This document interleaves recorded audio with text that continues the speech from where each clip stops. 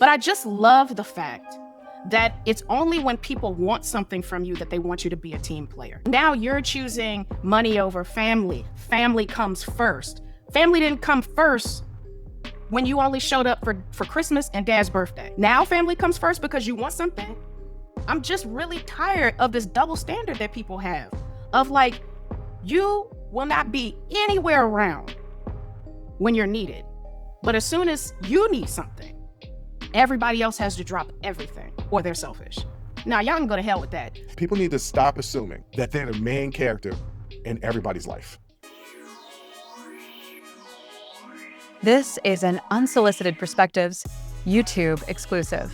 All right, Jay, here's another one about a wedding, another Reddit post and another Bridezilla. And this one, you know, we go through these different situations on these Reddit posts with people in these weddings and the Bridezilla. This one is a little bit different because there's some animosity between these two siblings. So the title of the Reddit post is, "Am I a jerk for refusing to give up my inheritance to pay for my sister's wedding?" Now, well, hold on now. Just from the title, somebody's inheritance. If I inherited money and you was getting married, I would, break you off a little bit. If you had, Yeah, you would volunteer it. I wouldn't ask. And I wouldn't assume either.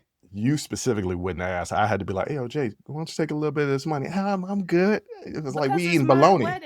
It's my wedding. So like I'm not planning on having a wedding that I can't pay for. Then I'm not having a wedding. Well, let me tell you how this story goes. All right, so here's the Reddit post. "My dad passed away last year after a long illness. It was devastating. But honestly, the last few years of his life were harder than the funeral itself. I, a 28-year-old female, was one who moved back home to take care of him. I handled doctor's appointments, late night emergencies, bills, and basically ran the house when he couldn't anymore. It was exhausting, but I don't regret it.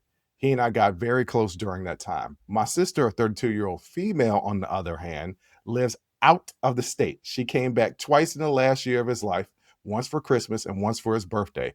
I don't think she's a bad person, but she's definitely distanced herself from the responsibility. Her excuse was that she had her own life and couldn't just drop everything. I understood at the time, but it still hurt. When Dad passed, his will specifically left me a decent chunk of money. Not millions, but enough that I could pay off my student loans and actually start saving for a house. It was clear in the will that his money was for me because of the sacrifices I made while caring for him. My sister received other things. He left her some jewelry and a classic car he had restored that she had always loved. But the majority of the liquid assets went to me. Fast forward to now.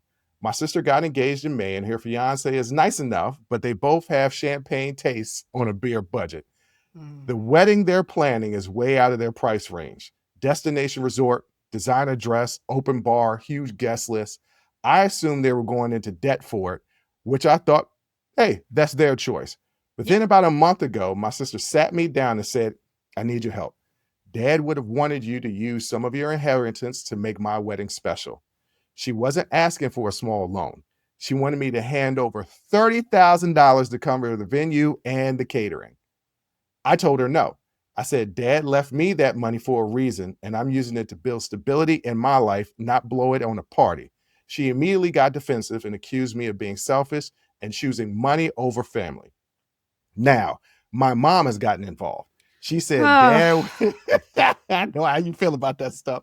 All right. She said, Dad would have wanted me to share and that family comes first. I told her Dad literally wrote a will that reflected his wishes. And if he wanted to fund my sister's wedding, he would have set aside money for that.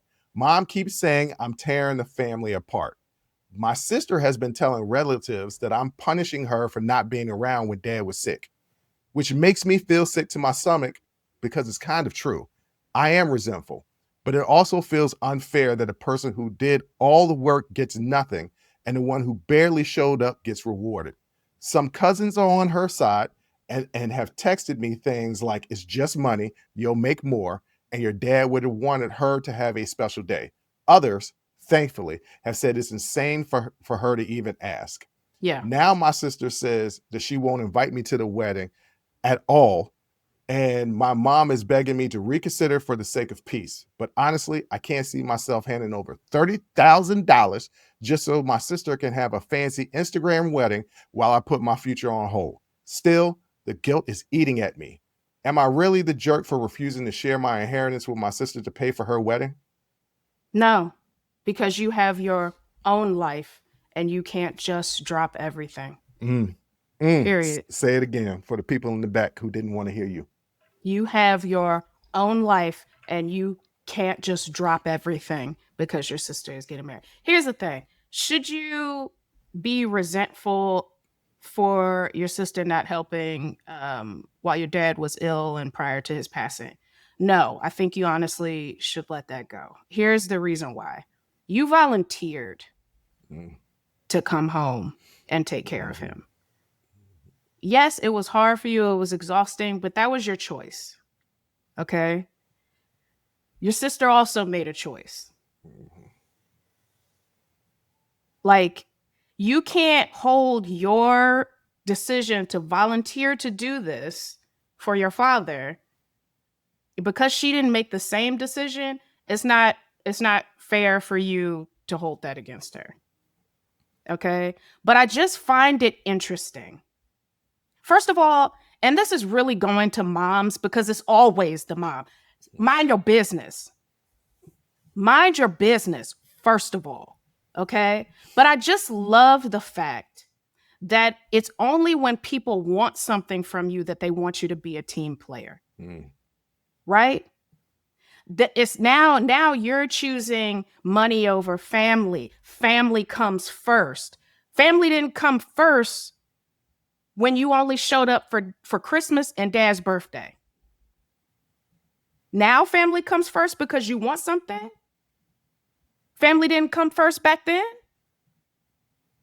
The fact of the matter is, if he wanted, sell that classic car. That'll get you to 30,000 or sell close the to it. jewelry. Sell the jewelry, sell the classic car. He did give you things. You want that 30 grand? Sell the car. Then you can have the money to cover the venue and the wedding. Don't act like you inherited things also. Just because I inherited the cash doesn't mean you ain't get something also. Right. Use your stuff. Yep.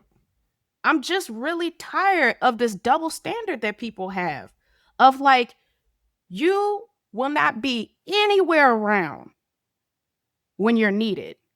But as soon as you need something, everybody else has to drop everything or they're selfish. Now, y'all can go to hell with that. Like, no, you're not being the jerk. You do not. She got an inheritance also. She can use that. That is your money to set up your life. Like, do you understand the kind of wealth, generational wealth that you're going to be building by no longer having student loans and getting started on having a home? Like, you're really at 28, you are really setting yourself up for success. Do not let go of that because of someone else's selfishness. Hell no. And tell your mama to mind her business. And if it comes to it, anybody that got a problem, block them. Block them. If this were, we had one YouTube exclusive where a mom needed surgery or something like that. If this was like a person needing something like, oh, they're about to lose their home, or maybe she got some nieces and nephews and it's like, hey, we need a little bit of money to help pay for this, tuition to go to school or something like that. Yeah. That's something where I'd be like, oh, okay, yeah, I could dig into my pocket. This is a loan. Y'all gonna pay me back. But I could dig into my pocket to help out. This is to pay for a wedding. And there was a wedding that they started planning with the thought in mind that you were going to give them that $30,000. Absolutely. That was one of the points I was about to make. Also, what the hell are they paying for? If the venue and the catering, if the 30,000 is for the venue and the catering, what are they just paying for? The flowers, the cake, and no, catering, it takes care of all the food. So the flowers and the dress, is that it? That might be provided by the venue. I mean, not the dress, but like the flowers, and decoration. Right. So like, what the hell did they pay? The open bar. What are they paying for? Their flights to a destination wedding. Let's not forget destination wedding.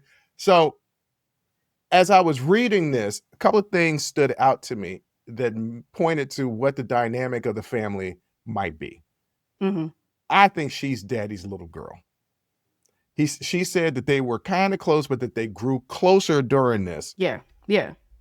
It seems like, because the mama was not involved in helping taking care of the dad. So the mama and dad, Right. it seems like the mom and dad are no longer together. Mm-hmm. And there So might have been a mom really need to stay out of it. right. And there may have been a split. There may have Yeah. been a split in the family. And it seems like the younger sister kind of made sure to have this connection with both her parents, but gravitated maybe more to dad, or maybe just gravitated to dad because the dad was in need. But like Yeah. she He was couldn't care for his household or for himself anymore. He needed help. She volunteered to do it. right.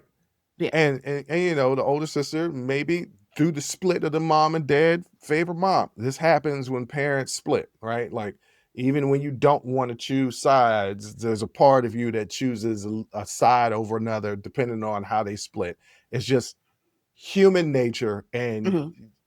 it's emotions, and you got to get past it and move on. But it seems like from this post that she was just like, look, I'm going to drop everything. Dad is not doing well. Dad doesn't really Yeah. have anything, Yeah. anybody to help take care of him. I'm going to drop and do things. And she probably did not. She probably did it out of the kind of her heart. Mm-hmm. She gained two things. She gained closer. She grew closer with her dad during this time, Mm-hmm. and she got paid for it. Yeah. And I'm sure that was not the intention, but she did. No. Yeah. And for her sister to come and be like, yo, forget what dad wanted. Right. I need you to give me the money that dad gave you Right. so that I can have this day. With a dude that she said, she was like, he's nice enough, but I mean, she Yeah. ain't even all that particular about it. So it's Right. like, people need to stop assuming that, what's the point I'm trying to make here? People need to stop assuming that they're the main character in everybody's life. Right. You're not. You're You're not. not. And honestly, as the older sibling, to potentially deprive your sister of setting herself up well financially for the rest of her life, just so you can have a party, I feel like it's wild. And it really lets me know where her sister's head's at. Well, so this is the reason why it's wild to us specifically, to me and you.